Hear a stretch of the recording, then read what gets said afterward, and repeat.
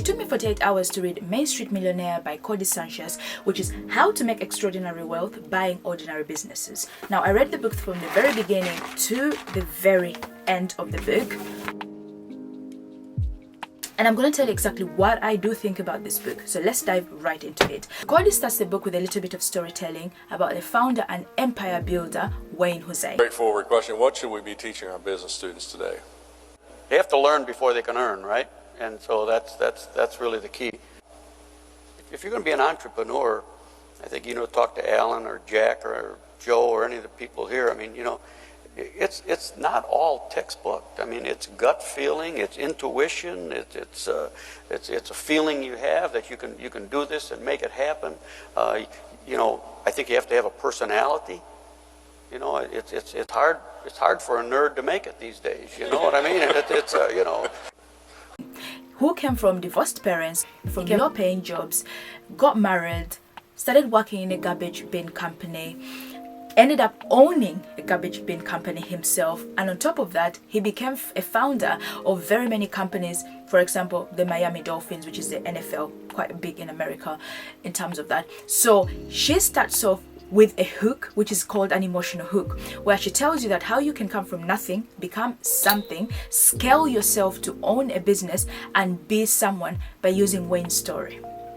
She makes a promise in the book whereby she says she's going to promise to give you the blueprint that no one within the financial market, the big dogs, are not telling us when it comes to things to do with finance. She talks about one of, I don't know, her colleagues or her bosses who will say to her that you are literally embarrassing us on the internet and sharing the secrets that you shouldn't be sharing with people, because these are things that we know about that are not ready for the public. But she says, F that, I am here to help people so that everybody can have a win-win situation and become owners, because in this world, to become financially free and to scale and to be wealthy is by owning 10% of a company. So she makes a promise where she says she is going to give you the whole blueprint.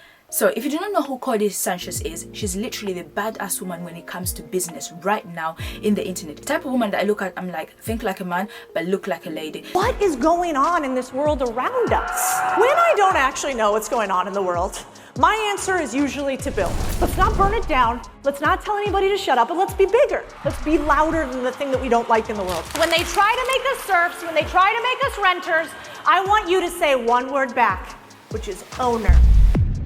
Because she is going out there and breaking all the norms. Because all the time when I thought about Wall Street or money or finance, they are all men, big dogs, But she has come out and just said women can do it too. Women can scale businesses. Women can teach people. Women can own businesses. Women can have it all and still be beautiful, successful, motivational. But regardless of what I've told you about Codie, I actually admire her and I admire everything she does. We are here for the book because I spent money buying this book. Someone like me, I'm really bad with finances.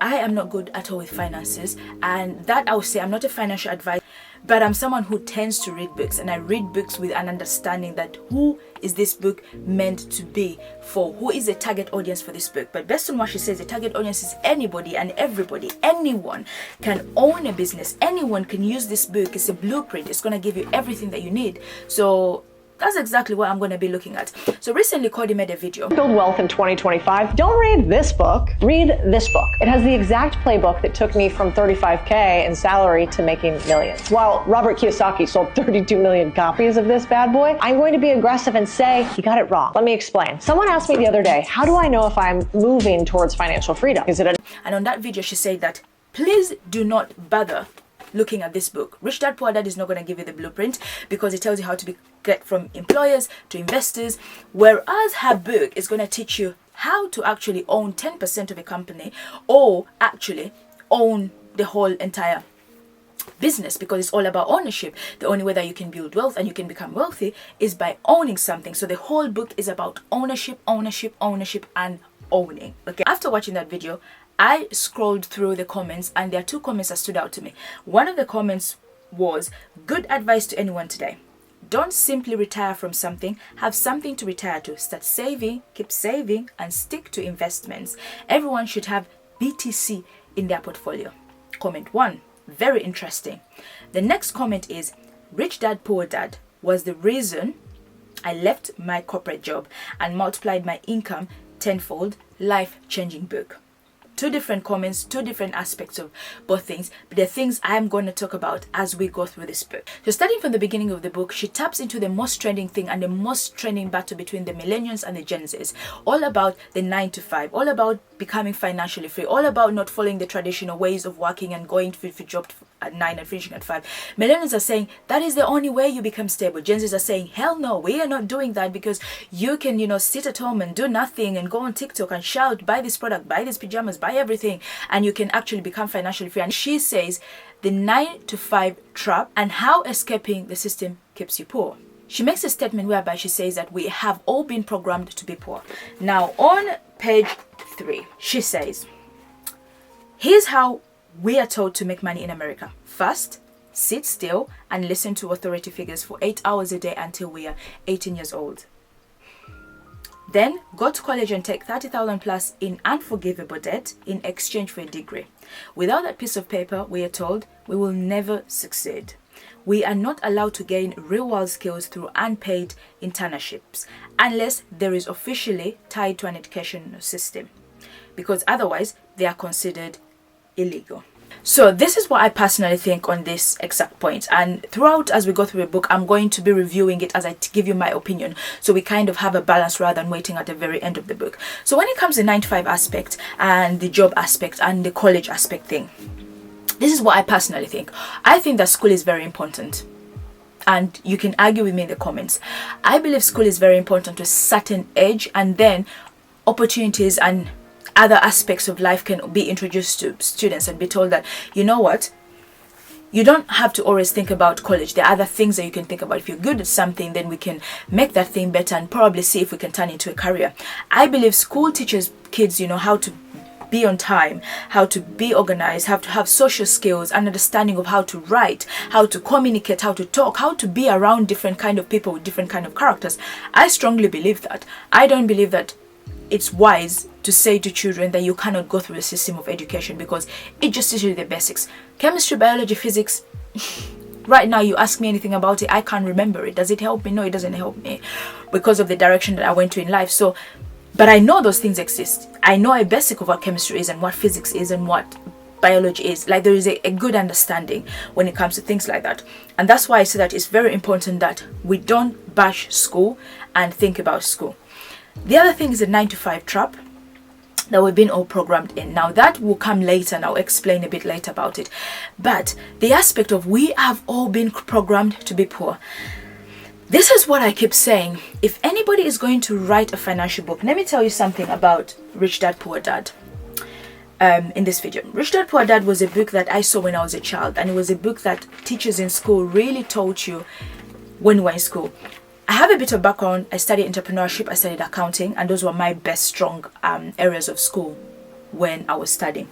And we always use this book as a reference in terms of assets and liabilities, money coming in and money going out, and investment and taxes. It was a very good book that we used. So for me personally, when they say, or when people in the Western world or in this world that we live in, they always say that we're all being programmed to be poor, you can't say that to someone who has been born in poverty. That's why I believe that some of these books are very much targeted to a certain type and group. Codie, if you ever say this, I just want to say that when you make a statement like that, there should be a lot of disclaimers and say, I understand that this book may be targeted to a certain group of people, but a certain group of people whereby this is not the reality of their lives. And understanding that some people in those countries, you can't just say you've been programmed to be poor. They'll ask you, what is poverty?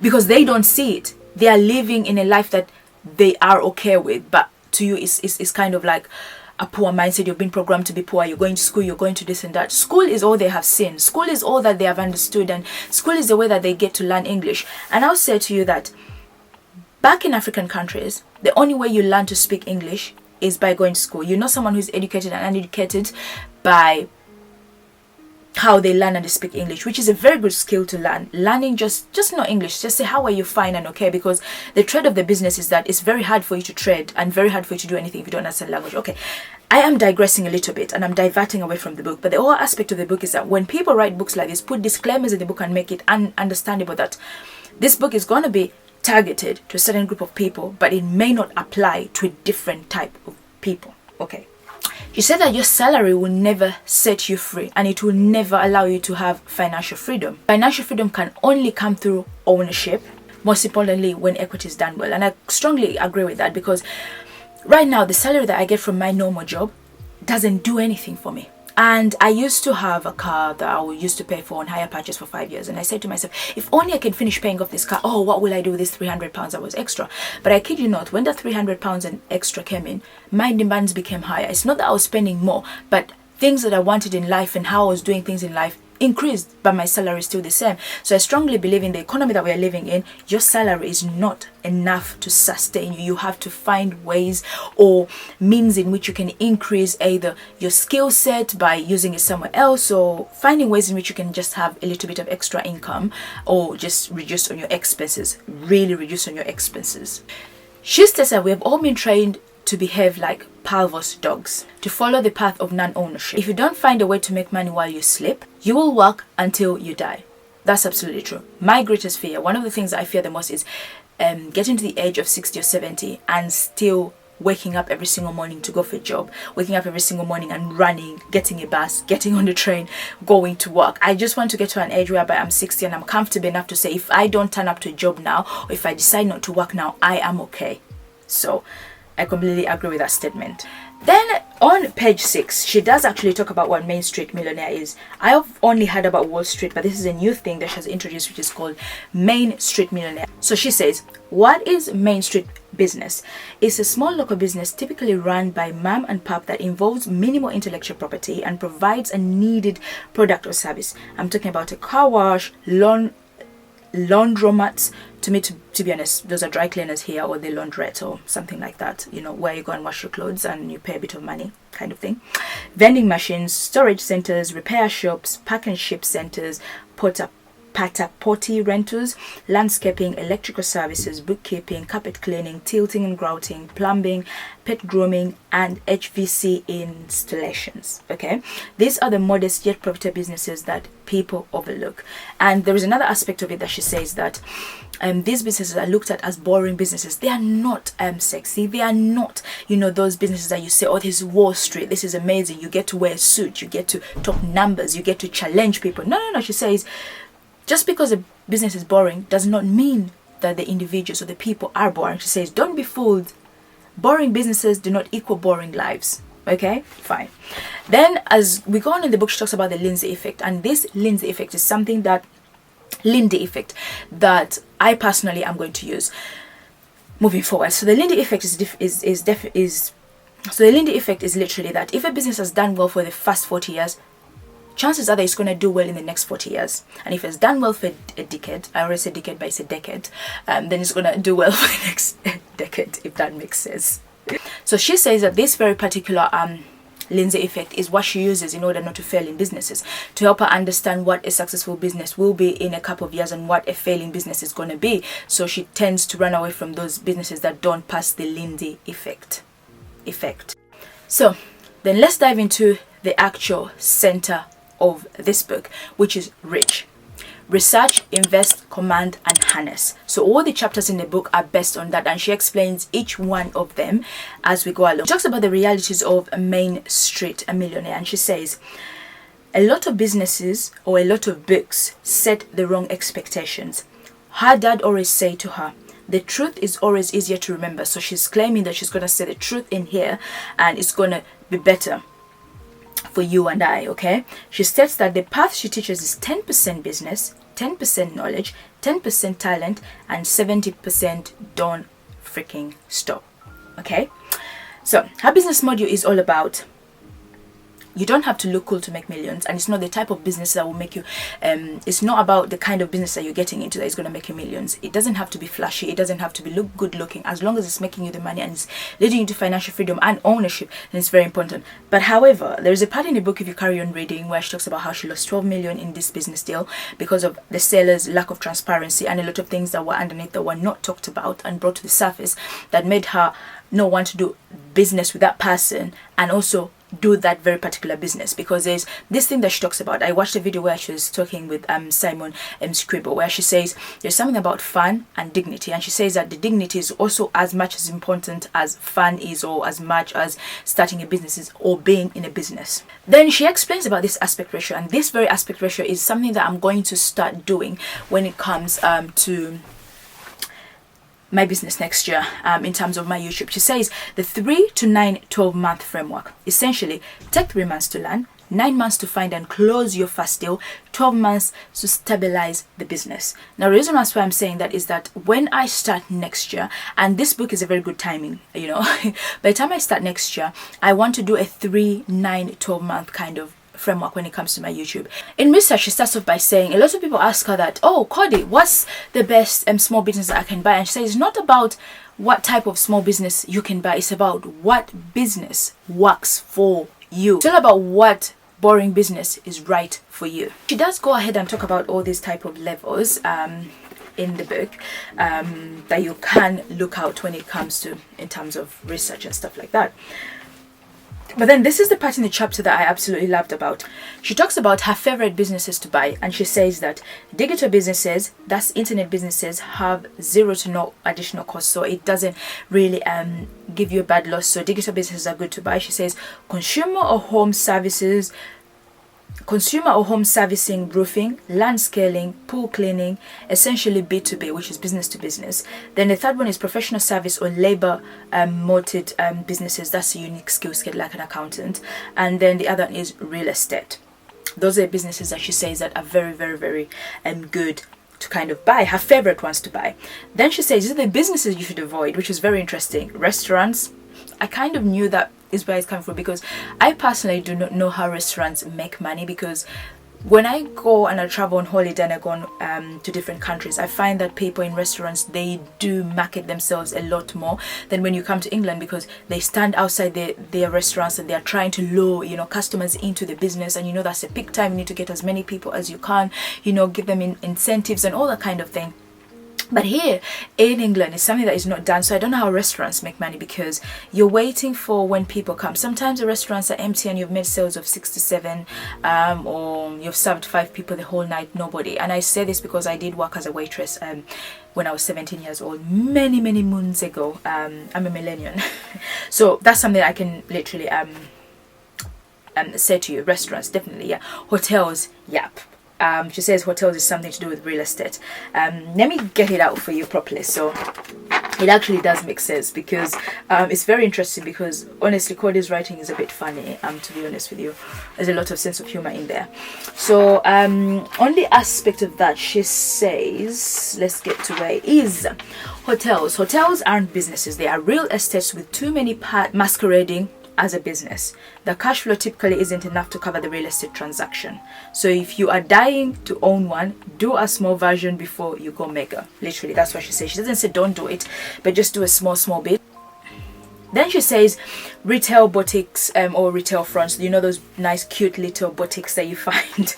And then consulting firms. And with a consulting firm, there is something that she said about the consulting firm, that when the head person of the consulting firm leaves, then essentially your business has died out. That's why she does not like consulting firms. She says she calls that person the key person risk. When the head Hong Kong, something like that, consultant with all the relationship leaves, there goes your business right along with them, which is very true.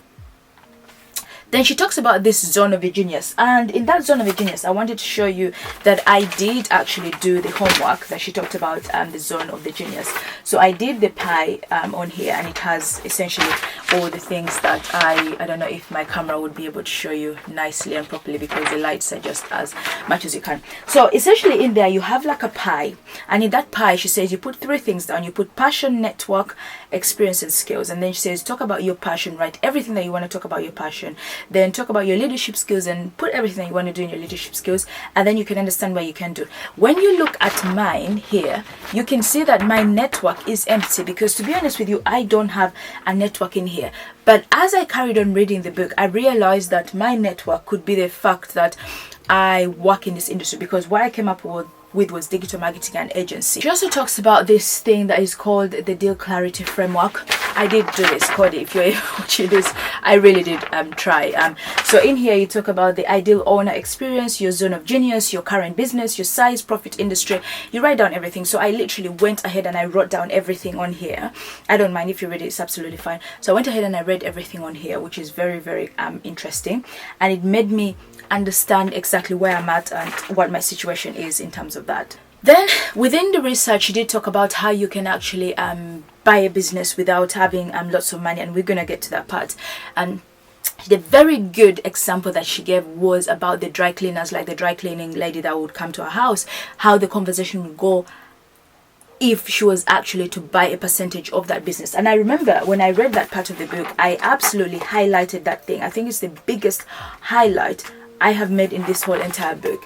As you can see, you know, my light is not like literally the best, but you can see the huge highlight that I did.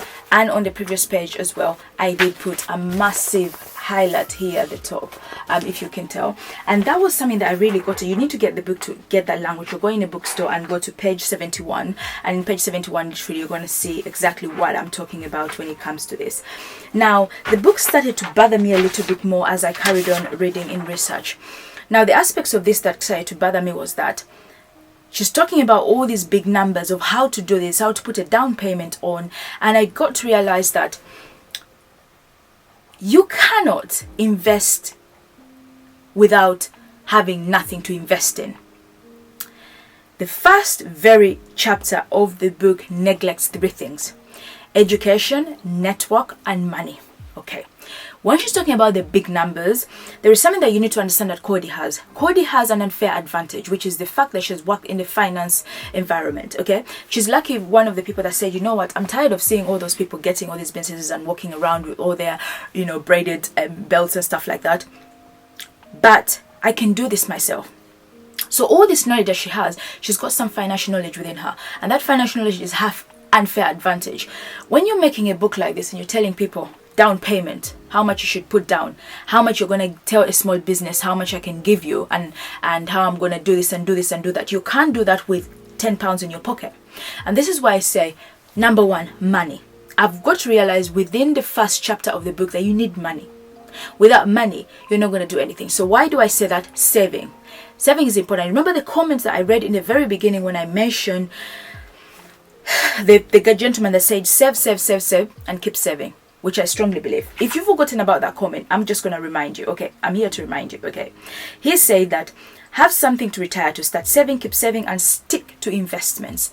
You can't invest what you don't have. So one of the things should have been the first chapter of the book, Codie. If you're reading this, and maybe my advice means anything to you, you would have started off by saying, if you haven't got any money saved up, I would say start saving up. If you're working in a job and you have little to nothing, try to, you know, go discount, or if that's the word, you know, reduce on your expenses, have a little bit of money over time, give yourself a year of putting money aside, and then start looking into this, because you're not going to tell an ordinary person. If you've written this book for an ordinary person like me, trust and believe, I don't have £10,000 in my account. I don't even have £5,000 in my account at this very moment as I speak. And why I'm saying that is that when you read a book like this, you say that it's just for an ordinary person, but is it really for an ordinary person? Okay, the networking, understanding your network. So I feel like these fundamental things were lacking. Network in terms of like knowing people, knowing accountants, where to go, who to go to, you know, things and stuff. She drops in a lot of huge big terms: equity, margins, LOL. I'm reading all this and I'm thinking to myself, I need to Google some of these things. I had to Google some of these things. Even with a little bit of knowledge of entrepreneurship, I had to Google. So the education part of it is that I believe that have a little bit of fundament of what money is, how money comes in and how money goes, the understanding of money and an understanding of business. Kind of, you need that knowledge. Then you need a bit of network. You need to build a clientele of networks of people that you know, because you're not going to be spending every penny on getting who the best person that you can get. That's for your very first business, how you can start essentially small. But I feel like Codie is not telling you to start small. It's literally start big. I want a blueprint whereby you say, you have got £200 in your account. This is how you're going to do it. Give me a blueprint of how I'm going to do it with £200 so we can all win. And there is something that Simon Scribb said in his videos, and he said that you're going to do two things. The first thing you're going to do is that you're going to write what you're really good at. Okay? Then you're going to write the things that you're not very good at, but you kind of know. Then it's saying you're going to actually upskill, and you're going to work on those skills. You're going to build so much. You're going to double down on those skills that you're very good at, and the ones that you're not very good at, you're going to give them somebody else to do them for you. In that way, you're going to be able to become a better person. If you're very good at selling a product, but you're not very good at advertising that product, then look for someone who can advertise. If you're very good at making money, but you don't know how to manage money, then maybe hire an accountant, and the accountant will do that for you. So those are aspects of the book, the first part of the book that I literally picked up on, and I say, so we move on to step 2, which is then she talks about this thing called SOS, and simply it is stale, old, weak, simple enough that you can explain it to a 7-year-old. So let's go into step 2, which is invest. And invest, she says that never fall in love with something that cannot love you back. So essentially, don't fall in love so much into a deal that you forget the red flags, that you don't even understand that you have to let go. Don't get too attached to it, because if you're in a business of making money and owning things, you have to move fast and you have to move quick. Then the theme of the book that really drove the book was debt. She talks about how debt could be a good thing. And the moment she mentioned this and she put it on Twitter, she got attacked on Twitter with over 150 comments of people saying that, what are you talking about? Debt is not something that is good. And some of the things she says is that the trolls on the internet made comments like, shame on you, Allah says debt is a sin. To be honest with you, I didn't even know something like that, that Allah says debt is a sin. Not that I am from that religion, but yeah, that was something very interesting. Another comment was, you want to control the poor with debt as shackles. And I get where people are coming from when it comes to debt. When you talk about debt, when you talk about something to do with debt, it's a very sensitive situation whereby you're actually telling people to get a loan so they can become financially free. People are in a situation whereby they're not financially free because some people are unable to get loans. And this is where I want kind of the direction of the book to have gone through, to understand that some people are unable to get loans. So if you're unable to get loans, what skill do you have that is very good, that you know can allow you to get business, get money, and upskill? She talks about something called the seller finance, somewhere, somehow, in between, wherever we are. But for me, in my idea, it all scales down to money. So imagine someone who has been told that you're doing a 9-to-5 trap, you've been programmed to be the cycle, a nurse that is working hard day in and day out, doing all the shifts they can. You probably can't buy a house, probably can't even rent, is living in a very tiny small house, and you're telling them something to do with debt in order for them to get whatever they want to get, or to put down a down payment, to get a loan, to take that risk. It's very difficult for people to understand, but when you soften the bullet and make people understand that, then it's easier.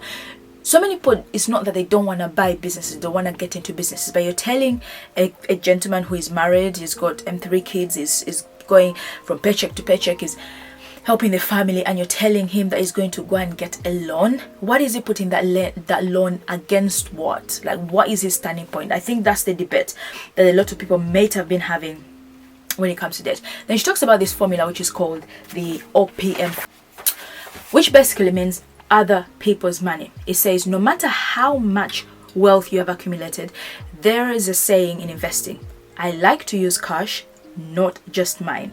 That's why private equity firms do giant leveraged buyouts using the bank's money to accelerate growth. That is why her and Taylor Swift use mortgages to buy houses, and that's why you will use the profit payback method to do your deals. You're inside the cool kids club now. Now she's telling you inside those kind of things to understand. Do you know what profit payback is? Probably not. Do you understand what it means to buy houses using mortgages? Probably not. So is it really? But then she goes ahead and she explains the profit payback method, which is quite good. I didn't dive into that profit payback method at all. But essentially the profit method as well, it's called the seller's finance or creative finance. This means that they get to pay the seller for their business over time using the future profits from the business. Technically, the seller is paying for it. It's a business profit. The future profits from the business, technically the seller is paying for it. You're not getting it out of your own pocket. Then she says, if you're still scared of debt, you've got to ask yourself 2 questions. One of the questions is, will it pay for itself? You know, stock loan, will the profits pay the debt? Then she says the next one is, what is it? What if it does not pay back itself? Kind of question. Then she says debt is neither good or bad, and I think that's where Rich Dad Poor Dad and her book come together, because they talk about there's no such thing as bad debt and good debt. All debt is good. It depends on what the debt is going to get you out, or what the debt is all about. So in the book whereby she talks about you know, if you're going to go through ownership and you want to own with someone, always be wary of the people that you're partnering with. And that's a part that I picked up in that is very, very good, that caught me. And I'm not saying I'm neglecting everything else, but this particular part is said, don't confuse friendship with partnership. Then she says, go through this whole checklist of, if you're going to partner with someone onto a business deal, look at these kind of things.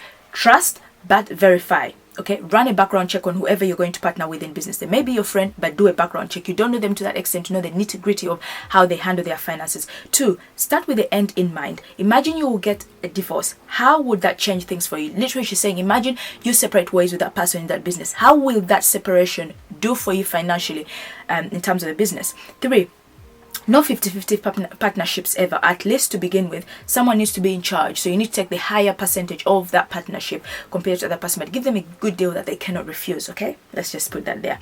No one gets equity on day one for future potential work. You either put in the money or wait to vet it over. You know, there's no such thing as equity. Literally, I give you a certain percentage of the business year after year, not in the very first day. Okay. Point number 5, always do vetting cliffs for partners. If you want to give away 20% to your operator, give them 5% the first year and then 5% the next year, over and over again. Point number 6, she says, take backs in businesses are okay. You know, she says, add clawback clauses for work or milestones. If the operator of $1 million business does poorly and only makes 200,000, ensure that they don't get their equity. Like, I can't give you more money for no work done. Okay. Point number 7, set the price now or pay the price later. And it triggers, if they want to leave, you get to buy their equity at a set valuation or multiple. Okay, you gotta be the boss. Okay. Then point number 8 is, if it's not written, it didn't happen. Agreements, contracts, things that have been said, all that kind of thing, put it down in stone. Be aware of shadow influences. Protect yourself from anyone who could get in the middle, such as operators, partners, or family members. Family members, don't involve them into business. Okay. Point number 10, she says, make your pro the bad but smart guy. Attorneys review all contracts prior to the deal. Make sure that they look at those deals. Then the other sweet pot here, she says that always put this in mind. Final words in terms of that. She says partnerships are always to get into and hard to get out of. People change, expect it. Expect people to turn into the worst version of themselves when money is involved. Money creates monsters. Incentives drive actions. If they earn their money regardless of their performance, expect them to do less. When people show you who they are, believe them. Okay, most people won't want it as bad as you. They won't be willing to put in what it takes. Set the agreement accordingly. Badass. I love this move. So that's essentially what I really liked about the book. And in terms of notes that I put down when it comes to the book itself, personally, that was a good thing. Personally, I loved the aspect of that book, the aspect of that chapter. So let's go to step 3, which is command. Okay. She says the secret rule of ownership is to hire a team that runs your entire business better than you. And this is very true. If you're not good at something, don't waste your time trying to perfect it. There are people who can do it for you 10 times better. You save time, you save a lot of money, and you can be spending time on things that you can do better. Okay? She says, unlike the businesses like sports, we don't perform to the level we practice. We perform to the level of those we hire. Managing multiple businesses ain't easy, so please start with one. Okay. She says this part of the book is basically about finding the best operator. And best operator, we're talking about people like accountants, consultants, you know, those people that actually make your business much more easier and make your business. Then she says basically you cannot do the job well, get someone who can. This is something that Simon Scribner says, talks about. I've talked about that already. Then she talks about how much you should pay the operator. Her rule is always give the most genius pay them the most amount of money, give them as much money as you can. And I think I got this also from Rich Dad Poor Dad when I read that book. He says essentially that the people that do your accounting, pay them a huge amount of money. When you give them more money and make them satisfied and pamper them, most likely they're going to give you the best deals when it comes to businesses, like brokers as well. You give them a huge amount of money that they can't refuse, and chances are they're going to get you the best deals and you're going to be the first one to get those deals. It's a win-win situation. She gives you tips on how you can make this very very attractive. She says, first of all, use performance bonuses. Offer bonuses, incentives based on the business hitting certain milestones or key performance indicators. 2, equity. Consider offering an equity earn in or buy in option, maybe after 1 year of meeting or exceeding the KPIs. 3, longevity payouts. Craft your compensation plan to reward both longevity and performance. In terms of that, okay, which was a very good thing. Now this is the part that I love the most. She talks about the 30-60-90 plan, which you can find on page 174, and in that very particular bit, she has this whole blank space that can allow you to kind of make the practice of the 30-90-day plan to ensure your operator's success and going through it, which is a very good key aspect of that. So moving on to the last chapter, which is harness. And I'm going to be honest with you, that very chapter, the very last one, was very hard for me to digest, was very hard for me to take in, because it was a lot of numbers, a lot of things that you have to do, a lot of calculations, and I really didn't understand it. To be honest, the rich concept in itself, if I'm to say, research, it didn't give so much about research. She talks about some websites whereby you can find these businesses, these small businesses that you want to buy. Then when it came to invest, I didn't hear her talking so much about investment. That's what I was expecting. Then command, I didn't get the aspect of commanding apart from the partnership, and you command the business, you lead the business, you're the head of everything. If you're going to partner with someone, you have to be the head. Your face needs to be like literally the thing. Then harness, I really didn't get the aspect of harness, so I just read through it. I didn't understand. My brain, I think, was too heavy with all the information that I had consumed, which is an overload. And then we have the little last very chapter, and this part is the one that is very kind of interesting. She says, there is a war between Main Street and a war between Wall Street, which she has literally started. And she says the only way we can win this war is if you are one of the few who can make this happen by being an owner, like owning something, having a percentage of a business. Ownership of this business is going to help you win the Wall Street and the Main Street kind of war. She says if you want to change the world, start by changing one community. It only takes 1 to 5% of a population to alter the course of history for better or worse. And then at the very end of the book, she says, please believe. This is what I think about the book in about a couple of minutes. So basically, this entire book that Codie has written is a very good and interesting book. However, this is my take on the book, and you guys know that I try my best to not be biased in any way. If you really want to get into money, finance, and understanding a lot of things, we need to start with Poor Dad, Rich Dad, Poor Dad. And the reason why I'm saying that is this book makes you understand the fundamental things to do with taxes, things to do with assets and liabilities. It tells you need to pay your taxes. You just have to clear those things out, like understanding the flow of money, how money flows, the understanding of money. And if anybody is doubting and saying that, Lucy, what are you talking about? This is the rate at which I absolutely go ahead and read books. This is the level at which I read the book Rich Dad Poor Dad, and it helps you kind of understand that when it comes to money, what saving is, what interest is, what it explains to you, having financial intelligence, understanding things when you do it, finances. So for me personally, this is a book that is a very good basic of it. And you remember the video that she made in the very beginning, so I go in the other way and I said, this is a good book. It's a great book. It's one of the books that I read when I was that I had about when I was a child. So it's a good fundamental to understanding money. And then when you're done doing that and you're ready now to start getting into business, now you've got a bit of money, you've saved a little bit, you've understood money, you've understood assets, liabilities and stuff, then you can pick up Codie's book, and that's when the knowledge can get into it. The only thing is that I wish, Codie, you had broken down this information into small, digestible terms and language that can be understood by a local person. It's very easy to be someone who has a lot of information, but to break it down to a lay person, making that person understand that you're telling, owning a business is not a small thing. Taking a business from somebody else is not something that is very small. So the information I feel like should have been a little bit digestible, a little bit smaller, cut down to make it understandable. There are a lot of terms here, a lot of neglection when it comes to education, networking, and money. You need money. You need money to kind of like invest money. People refuse to talk about it, and they think that you can do away without doing money, but you're telling people to get operators, accountants, financial people. All that requires money. So saying that you have a little bit of money helps a bit. Save up a little bit of money, get to money, build your network, know your skills, know what you're good at, and then tap into how you can own a business. So this is my whole review about the book. And if you want to get into, if you reach this end of the book, I'm just going to tell you a secret. leave down a comment, share this on your Instagram, and tag me, and I'll send you a copy of this book. Just a gift from me to you for reaching the end of this very video. It's for only those who get to the end and literally get to the part whereby they hear the actual review. But apart from that, thank you so much for watching. You can pick up the book, read the book, get it on Audible.